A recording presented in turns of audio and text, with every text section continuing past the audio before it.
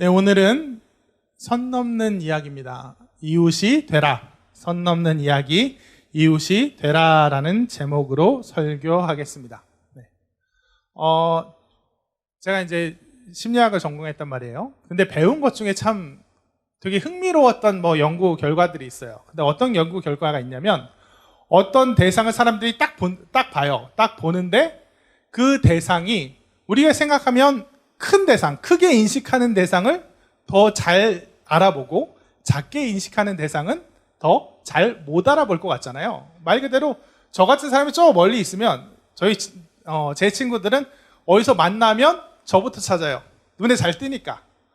그런데 연구 결과 또 의외의 일면이 있어요. 뭐냐면 사람들이 낯선 거는 그 원래 있는 것보다 더 크게 느낀대요.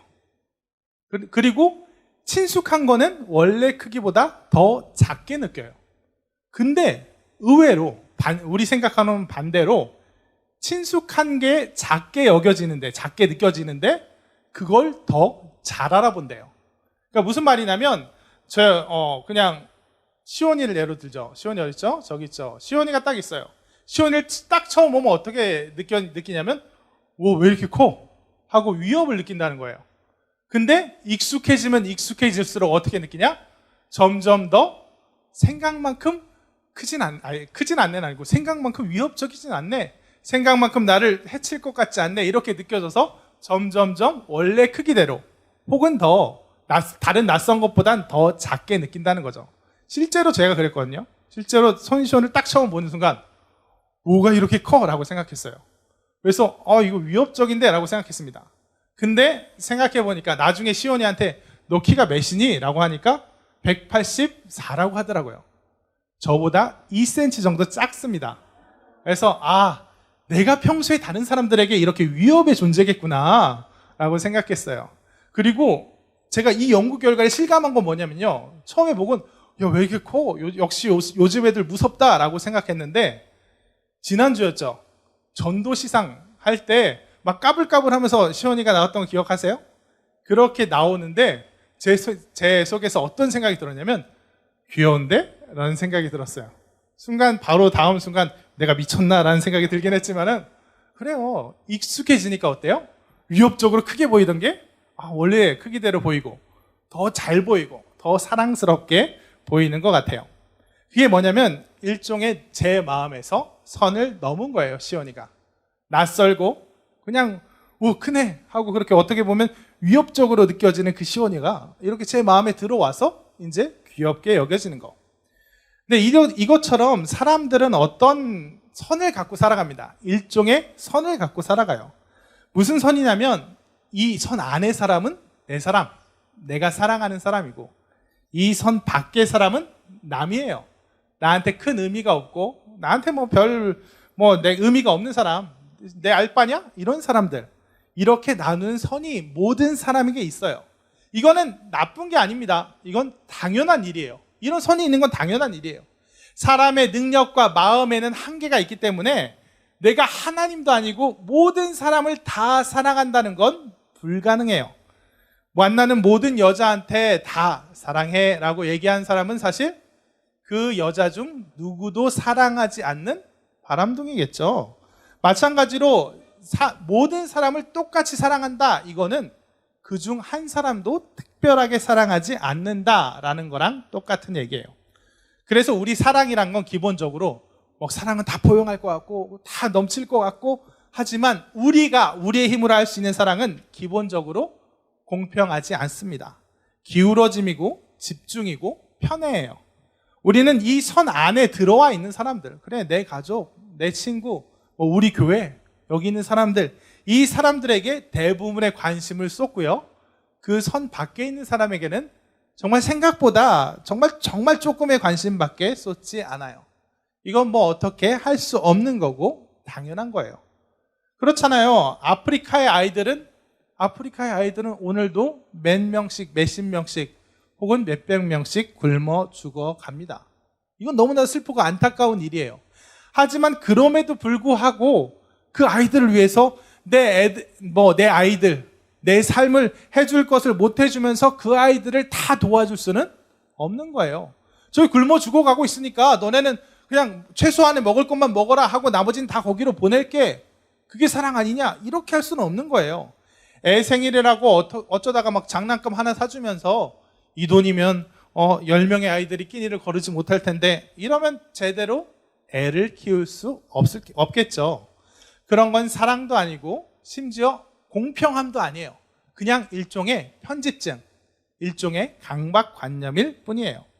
그러니까 사람은 능력의 한계가 있는 만큼 내가 감당할 수 있는 그만큼으로 선을 긋는 것도 때로는 필요합니다.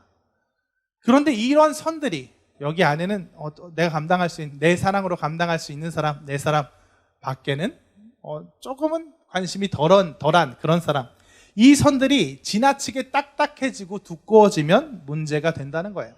선 안의 사람들이 소중하고 이 밖의 사람들이 조금 덜 소중한 건 당연하지만 그게 아주 극단적이 되면 이 안에 있는 사람만 소중하고 이 밖에 있는 사람은 뭐 나랑 전혀 상관없다, 노관심이다 하기 시작하면 그때 사람이 진짜 무섭고 잔인하게 변한다는 거예요. 예를 들어서 옛날 이야기 중에 이런 얘기가 있어요. 어떤 사람이 살인 강도인데 효자예요. 아니, 사실은 인과관계가 반대예요.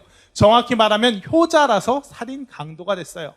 어머니가 병든 어머니가 있는데 가난한 형편에 약값을 마련하려다가 도저히 그럴 길이 없어서 강도가 된 거죠.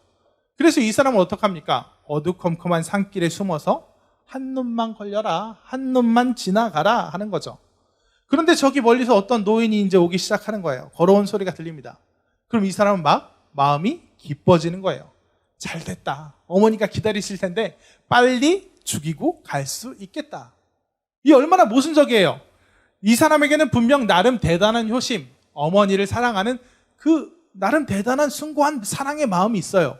근데 동시에 사람 죽이는 것에 전혀 죄책감을 느끼지 않는, 아니 빨리 죽이고 집에 갈 수 있어서 좋다라는 끔찍한 잔인함이 있는 거예요.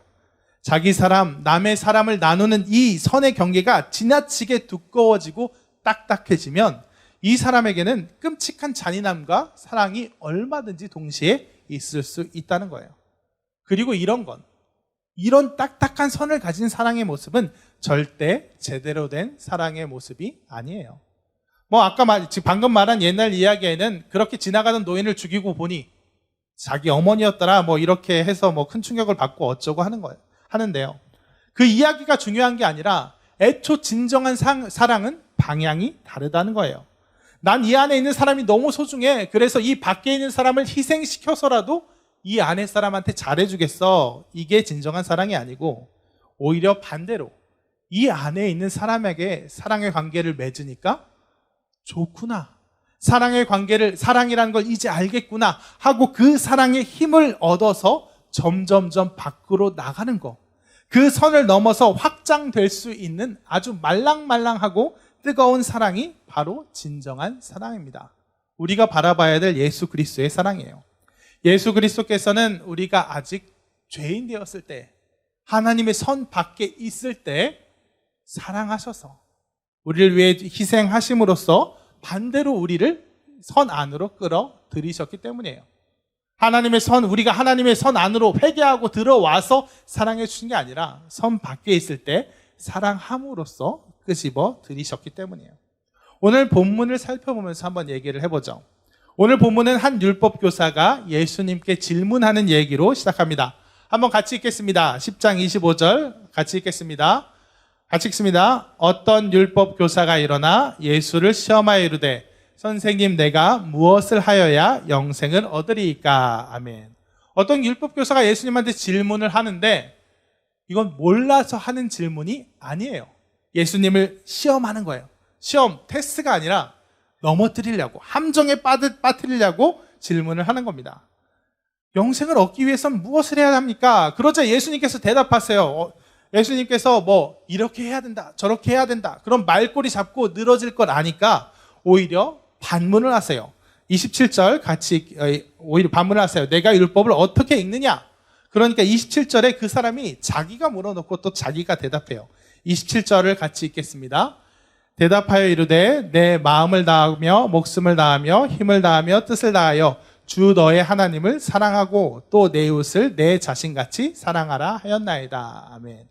하나님 사랑, 이웃 사랑입니다. 율법에서 말하고 있는 구원의 방식은 하나님 사랑, 이웃 사랑입니다 하고 알기는 잘하네요. 이렇게 잘 대답합니다.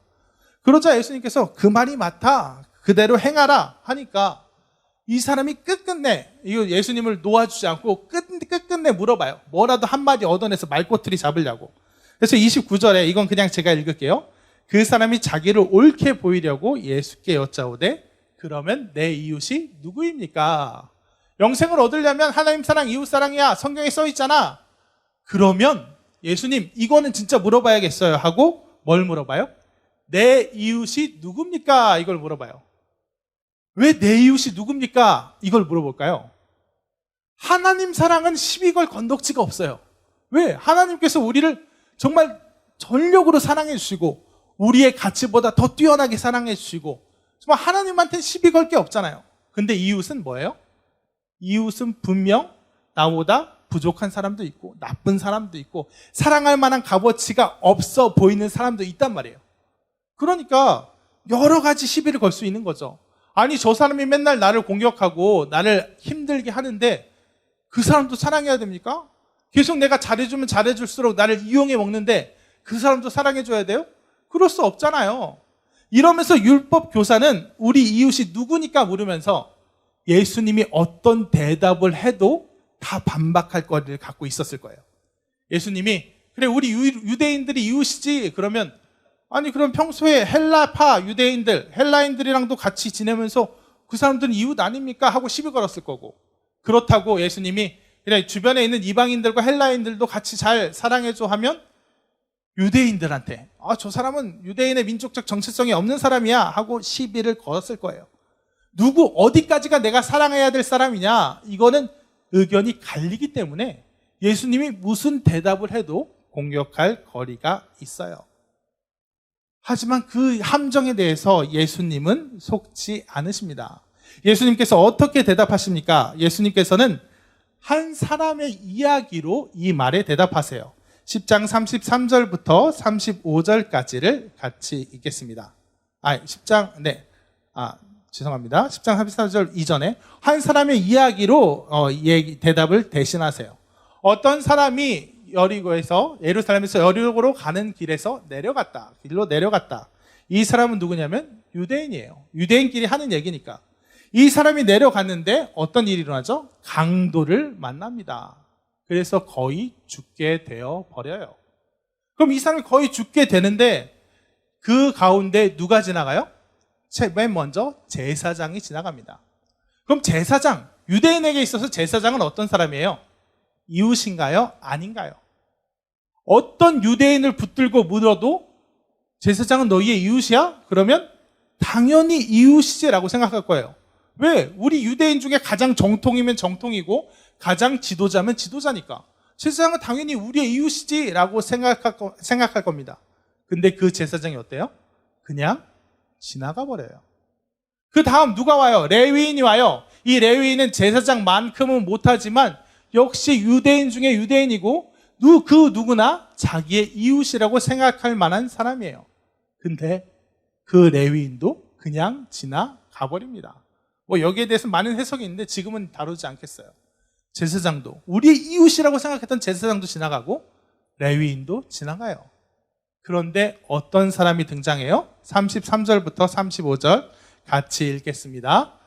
어떤 사마리아 사람은 여행하는 중 거기 이르러 그를 보고 불쌍히 여겨 가까이 가서 기름과 포도주를 그 상처에 붓고 싸매고 자기 짐승에 태워 주막으로 데리고 가서 돌보아 주니라. 그 이튿날 그가 주막 주인에게 데나리온 둘을 내어주며 이르되 이 사람을 돌보아 주라. 비용이 더 들면 내가 돌아올 때에 갚으리라 하였으니. 아멘. 어떤 사마리아 사람이 여러분, 사마리아 사람이 어떤 사람이냐? 옛날 이제 북이스라엘과 남유다 왕국 중에 북이스라엘이 멸망한 그 이후에 그 땅에서 살고 있었던 사람인데 그냥 결론만 말하면 어떤 사람이냐면 유대인의 원수예요. 우리 지금 한국-일본 관계, 한국-중국 관계가 나쁜 것 이상으로 10배, 100배로 원수지간이에요. 왜? 그 사람들은 똑같이 우리도 하나님을 믿는다고 하면서 자기들 멋대로 종교 혼합주의로 믿었기 때문이에요. 그러니까 우리로 치면, 지금 우리의 감각으로 치면 우리가 신천지 이만희를 보는 것과 비슷한 시선으로 유대인은 사마리아인들을 보고 있어요. 원수지간이에요. 다른 이방인들은 물론이고 직접적으로 식민 지배를 받고 있는 로마 사람들보다 사마리아 사람을 더 싫어합니다. 그러니까 사마리아 사람도 유대인을 좋아할 리가 없겠죠. 서로 원수지간이에요. 그래서 길을 이렇게 똑바로 가면은 빠른데 중간에 사마리아 사람 사는 마을이, 동네가 끼어 있으면 이렇게 삥 2배, 3배 시간을 걸려서 돌아가기까지 했어요. 그 얼마나 원수지간이에요. 그런데 그 원수지간인 사마리아 사람이 그 유대인을 구해 주는 거예요. 그를 회복시켜 주는 거예요. 그럼 이제 어떻게 돼요? 그 사람의 이웃이 누가 되겠느냐라고 예수님께서는 물으십니다. 만약 예수님께서 이런 얘기를 하지 않으시고, 예수님께서 어떤 사람이 있는데 사마리아 사람이 구해줬어, 이런 얘기를 전혀 안 하시고 그냥 누가 우리의 이웃입니까? 하는 질문에 사마리아인까지 우리의 이웃이다 라고 얘기했으면 이 율법 교사는 신나서 반박할 거리가 너무너무 많았을 거예요.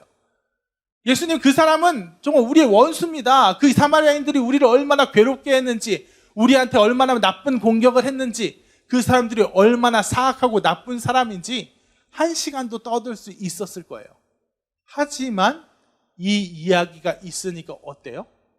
사마리아인이 이웃이 될 수밖에 없는 거예요. 목숨을 구해줬는데, 자비를 베풀었는데 이웃이 될 수밖에 없는 거예요. 사마리아인이 이 강도당한 사람을, 유대인을 불쌍히 여겨서 치료해주고 여관 주인에게 돈까지 맡겨서 도와줍니다. 그러니까 어때요? 원수였던 사마리아인이 원수가 아니게 되잖아요. 변화되잖아요. 원수가 아니라 이웃으로 변하는 거예요. 여러분, 우리는 여기서 이 부분에 주목해야 돼요. 한번 10장 29절하고 36절을 동시에 한번 띄워주시면 좋겠어요. 누가복음 10장 29절하고 36절. 율법교사는 예수님께 이렇게 묻습니다. 내 이웃이 누굽니까? 누굽니까? 이건 뭐예요? 고정되어 있는 거예요. 이 사람 중에 내 이웃이 누구예요? 내가 신경 써야 될 사람이 누구예요? 여기까지만 신경 쓰면 돼요? 저렇게 정말 도저히 함께할 수 없는 정말 나쁜 사람들, 그런 사람은 배제하고 내 마음에 도저히 맞지 않은 저 사람들까지는 내가 신경 안 쓰고, 그래, 어디까지 내가 신경 쓰면 돼요? 하고 고정되어 있는 개념으로 내 이웃이 누굽니까? 라고 물어봤어요. 거기에 대해서 예수님은 뭐라고 대답하시는 거예요? 누가 이웃이 되겠느냐? 변화의 얘기를 하고 계세요. 이웃이 되는 얘기를 하고 계세요. 누가 내 이웃입니까? 하고 정해져 있는 게 아니라 우리의 행동에 의해서, 우리의 사랑에 의해서, 자비를 베푸는 그 일에 의해서 이웃이 되는 거. 원래 원수였던 사람이, 원래 절대 이웃이 될 수 없는 사람이 이웃이 되는 것. 이것에 대해서 이야기하신단 말이에요. 이게 바로 사랑이라는 거예요. 사랑은 결코 네 마음에 맞는 사람, 여기 있는 사람들끼리 잘 먹고 잘 살고 좋게 지내는 거, 이게 사랑이 아니라는 거예요. 네가 좋은 대로, 네가 자기를 만족시킬 수 있는 대로 내 안에서 나랑 마음 맞는 사람들만 그냥 좋아 지내는 게 사랑이 아니라는 거예요. 사랑의 울타리 안에서 안주하지 말고 예수님을 닮은 사랑을 들고 원래 이웃이 아니었던 사람들에게로, 심지어 내가 미워하는 사람들에게로, 심지어 나의 원수에게로, 심지어 내가 다가가면 그 손길을 매정하게 뿌리치는 그 사람에게도 2번, 3번 찾아가는 가운데, 사랑의 손을 내미는 가운데 원래는 사랑의 대상이 아니었던 그 사람이 사랑의 대상이 되게 만드는 거, 그 변화, 그 원동력이 바로 사랑이라는 거예요. 원래 이웃이 아니었던, 사랑의 대상이 아니라 미움, 심지어 원수의 대상이었던 그 사람들마저 사랑으로 녹여내는 게 바로 사랑이라는 거예요. 이게 바로 사랑의 능력입니다. 성경에 보면 원수를 사랑하라 라는 말이 나오죠. 마태복음 5장 43절과 44절 말씀이에요. 한번 같이 읽어봅시다.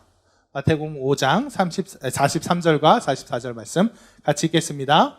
또 내 이웃을 사랑하고 내 원수를 미워하라 하였다는 것을 너희가 들었으나 나는 너희에게 이르노니 너희 원수를 사랑하며 너희를 박해하는 자를 위하여 기도하라. 아멘. 세상 사람들의 기준은 이래요. 내 이웃은 사랑하고 원수는 미워하고 나눠져 있어요. 나한테 잘해주는 사람 잘해주고 나한테 나쁘게 한 사람 나쁘게 대하고 그렇게 사는 게 세상의 당연한 이치예요. 하지만 예수님께서는 뭐라고요? 너희 원수를 사랑해라. 너희를 박해하는 자를 위해서 기도해라. 누가 나를 막 괴롭히고 박해하고 예수님 믿는 거 막 핍박하면 하나님 저 사람에게 벼락이 떨어지게 해주세요 라고 기도하지 말고 하나님 그 사랑을 변화시켜 주세요 라고 기도하라는 거예요. 그럼 그럴 때 어떻게 된다고요? 변화가 일어난다는 거예요. 원수한테 가서 나를 정말 미움과 정말 분노로 대하는 원수한테 가서 사랑의 손길을 내밀면 그 사람 계속 원수고 계속 나는 괴롭고 그럼 나는 계속 참고 이게 아니라 사랑의 능력이 그 관계, 그 원수를 변화시킨다는 거예요. 원수를 사랑하라. 그럼 원수가 고정되어 있어서 나를 계속 때리는데 오른뺨 맞으면 왼뺨 내밀고 왼뺨 맞으면 오른뺨 다시 내밀고 계속 얻어 맞으면서도 끝까지 참아라. 이런 비인간적인 얘기가 원수를 사랑하라가 아니라 네가 원수를 한번 사랑해봐.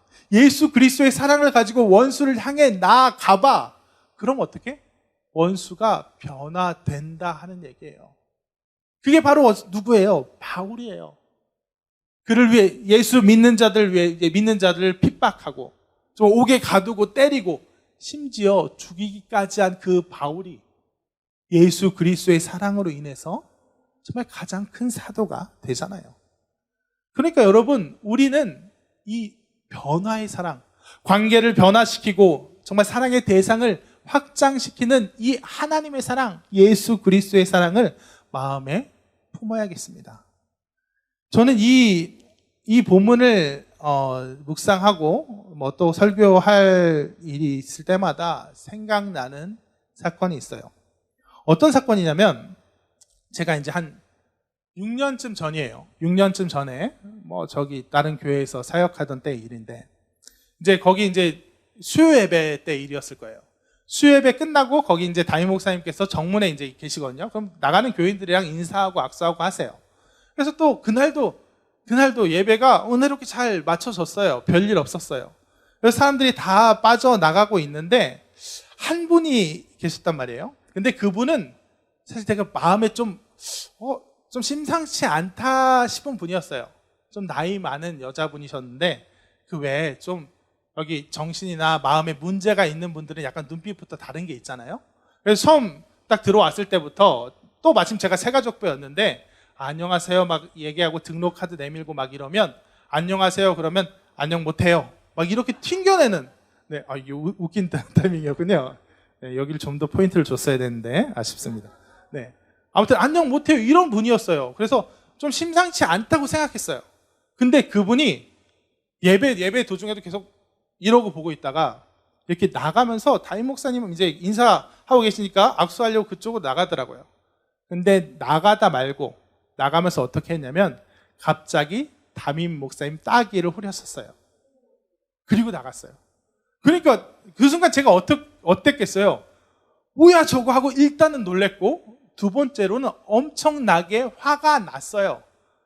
이분 이상한 사람이구나. 이건 정신병자구나. 그래서 우리 교회에 예배 드리러 온 게 아니라 깽판을 치러 왔구나. 그래서 화가 났고 그 다음부터 어떻게 했냐면 그냥 그 사람 가시는 그분 이제 이런 일이 재발돼서는 안 되겠다 싶어갖고 담임 목사님 인사하실 때 그 옆에 제가 이렇게 딱 버티고 있었어요. 이상한 사람이 오면 바로 이렇게 하려고.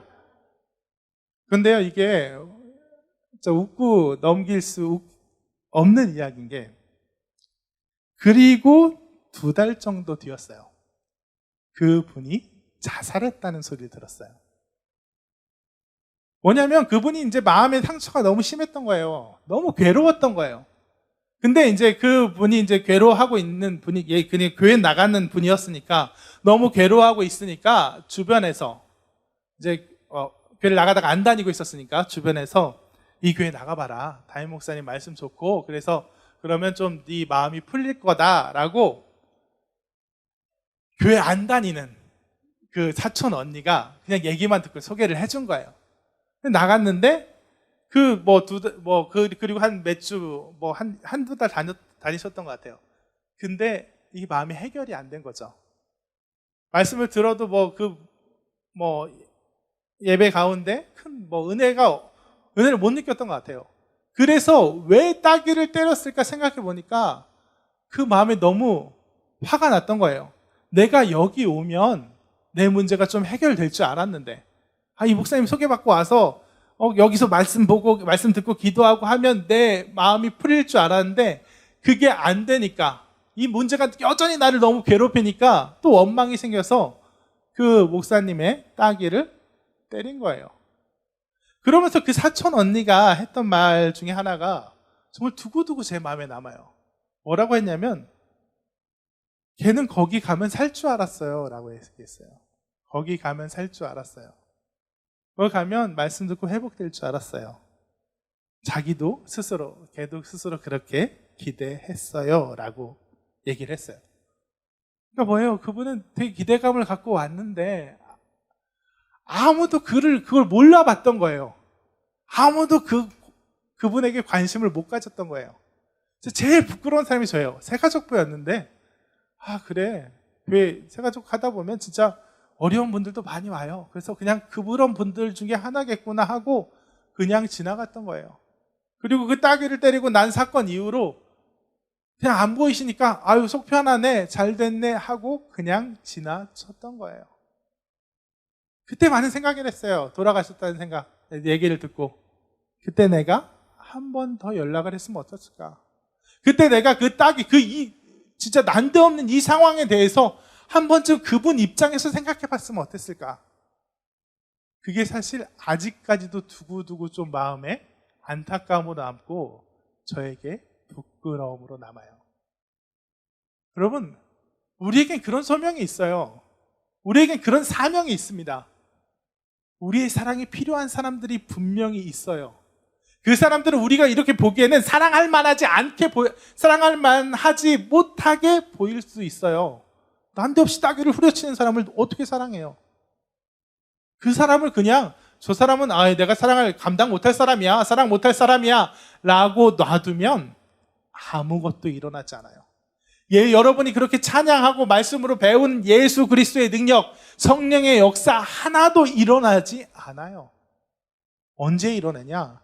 그 사람을 향해 나아갈 때, 유대인과 사마리아인이 그냥 소닥보듯이 지내고, 그래 나는 인격적으로 훌륭한 사람이라서 우리가 원수 사이지만 그냥 참고 외면하고 그냥 각자 잘 살면 돼 라고 할 땐 아무 일도 일어나지 않다가 불쌍히 여겨 그를 치료하고, 이럴 때 변화가 일어나는 거예요. 따귀를 때린 사람을 그냥 기본적으로 저 사람 이상한 사람이네, 목사님 따귀 안 맞게 막아야겠다 이렇게만 생각할 때는 아무것도 일어나지 않다가 왜 그랬을까 생각하면 변화가 일어나요. 저 사람, 저 친구 정말 너무 모난 친구라서, 심지어는 너무 못된 친구라서 주변 친구들한테 가까이 가면 다 그냥 괴롭기만 하고 그냥 자기 자랑만 하고, 그래서 가까이 가기 싫은 그 친구 그냥 멀리서만 봤을 때 아무 일도 일어나지 않지만, 그런 친구, 그래서 점점 고립되어 가는 친구, 학교에서든 특히 교회에서든 그 고립되어 가는 친구에게 한 번 더 다가가지고 한 번 더 사랑으로 관계 맺기를 원할 때, 그때 변화가 일어나고 그때 사랑이 시작된다는 거예요. 그러니 여러분, 우리의 이웃을, 우리 주변에 있는 사람들을 변화시켜 가세요. 이웃은 정해져 있는 게 아니에요. 내가 사랑할 만한 사람 정해져 있는 게 아니에요. 내가 그에게 다가갈 때, 사랑의 손길을 내밀 때, 사랑할 만한 자격이 없어 보이는 사람, 별로 사랑할 만한 매력이 없어 보이는 사람도 그렇게 변화돼요. 내 이웃이 될 만해지고 내 사랑의 대상이 될 만하여집니다. 그러니 여러분의 마음, 여러분 당장 여기서부터 시작하죠. 우리 사실 고등부 공동체, 지금 예배 출석 인원 한 80명 정도 되는데, 이 정도 되는 공동체 속에서도 분명 내 마음에 들지 않는 사람이 있을 거예요. 심지어 미워하는 사람도 있을지 몰라요. 그 사람은 어떻게 해야겠어요? 우리 같은 공동체인데, 예수 그리스도의 몸인데, 그냥 그래 교회니까 싸우진 말고 그냥 너는 너 나는 나, 제가 1반 가면 선생님 나는 10반으로 해주세요, 이렇게 하고 잘 살면 될까요? 아니라는 거예요. 손 내밀라는 거예요. 그게 쉽게는 되지 않을 수 있어요. 분명 내가 아프니까 또 다가가면 또 걔가 튕겨내고, 다가가면 걔가 하루아침에 변하는 게 아니라 다가가면 또 옛날 그 습성 나와서 또 아프고, 그러면 내 마음의 분노는 더 커질 수 있으니까 쉽진 않을 거예요. 하지만 그럴 때를 위해서 뭐가 있어요? 예수 그리스도의 능력이 있어요. 그럴 때를 위해 성령의 능력이 있어요. 여러분, 다른 때를 위해서 내가 막 찬양하며 흥겨우며 이것도 좋아요, 막 흥겨우며 내가 뽐내라고 성령의 능력이 있는 게 아니에요. 사랑 가운데 우리가 나에게 상처 주는 그 사람을 품어야 되는 그런 사랑의 사명 가운데, 그 사명의 요구 가운데 그렇게 감당하라고 성령의 능력이 있는 거예요. 그러니까 먼저 그를 위해서 기도해 주세요. 내 마음을 아프게 하는 사람들을 위해서 기도해 주십시오. 기도할 때 그 사람이 내 안에서 갖는 인상이 점점 달라질 거예요. 여러분, 저는 오늘 시온이들의 얘기를 또 하게 되네요. 여러분, 충격적인 얘기를 하나 알려드릴게요. 주시온이 제 얼굴을 똑바로 보면서, 주시온 지금 어디 있죠? 네, 저쯤 있나? 네, 지금 또 졸고 있는데, 네. 주시온이 제 얼굴을 똑바로 보면서 뭐라고 했는지 아세요? 토할 것 같아요, 이렇게 얘기했어요. 제 얼굴을 보고 토할 것 같아요 라고 얘기했어요. 물론 제 얼굴이 토할 것 같이 생겼다 이건 아니었고요. 뭐냐면 그냥 어떤 얘기였냐면, 시온이가 영민이한테 반지를 하나 그냥 잠깐 뺐었어요. 반지를 끼고 딱 저한테 보여줬어요. 목사님, 이 반지 예쁘지 않아요? 라고 했는데, 여러분 잠깐 마음에 느끼해질 준비를 하고 들으시면 좋겠어요. 저는 생각하고 얘기한 거 아니에요. 목사님, 이 반지 예쁘지 않아요? 라고 얘기하는 순간 제가 뭐라고 대답했냐면, 시온아, 네가 더 예뻐 라고 얘기했어요. 왜 그랬을까요? 근데 저는 진심으로 그렇게 얘기했어요. 왜냐? 저는 여러분들을 지금 한 달째 보는 거죠. 2달이죠. 한 달은 이렇게 옆에서 몰래 훔쳐봤고, 한 달은 이렇게 같이 봤는데, 한 달 만에 여러분들을 정말 그 시간에 비해서 퍽이나 사랑하게 되었음을 고백합니다. 왜 사랑하게 되었을까요? 여러분들이 진짜 엄청난 매력의 소유자라서 그래요. 주시온이 그렇게 뛰어난 미모의 소유자라서 시온아 네가 더 예뻐라고 얘기했을 그런 부분도 물론 있겠죠. 아니라고 하면 상처 입으니까. 하지만 그보다 더 큰이라고 하면 또 주의 깊게 얘기하겠네요. 또 무시할 수 없는 요소가 뭐냐면, 저는 수능 기도회라고 생각해요. 저는 11월에 이제 부임해서 고등부를 맡는다고 이제 얘기를 듣고 한 달 동안 이제 교회에 이제 적응하면서 있었는데, 수능 기도회 새벽 예배 나갈 때마다 수능 기도회가 이렇게 탁탁탁 한 사람 한 사람 사진을 띄워가면서 기도 제목과 함께 이렇게 기도 제목과 함께 흘러가거든요. 그걸 보면서 이제 고등부 친구들이구나 하고 위에서 기도하고, 또 디모데를 보면서 이게 내가 맡게 될 고등부 친구들이구나, 2학년 1학년 이렇구나 하고 보고 기도하고, 신방 내역 뒤져가면서 보고 기도하고. 물론 여러분, 디모데에 있는 사진과 또 그 기도에 있는 사진 참 알아보긴 힘들었어요. 특히 디모데에 있는 건 어느 정도 그냥 일상생활에서 찍은 거던데, 솔직히 고3들 좀 양심 없는 사람들이 많았어요. 진짜 그 사진 보고 딱 봤는데, 네. 그럼에도 불구하고 제가 한 달이라는 시간 동안 여러분들을 위해서 기도로 심으니까, 여러분들을 위해서 기도하니까, 한 달 후에 만났을 때 처음엔 낯설고 막 어색했을지언정 제 마음속에는 되게 수줍게, 입 밖으로 잘 표현하지 못하지만,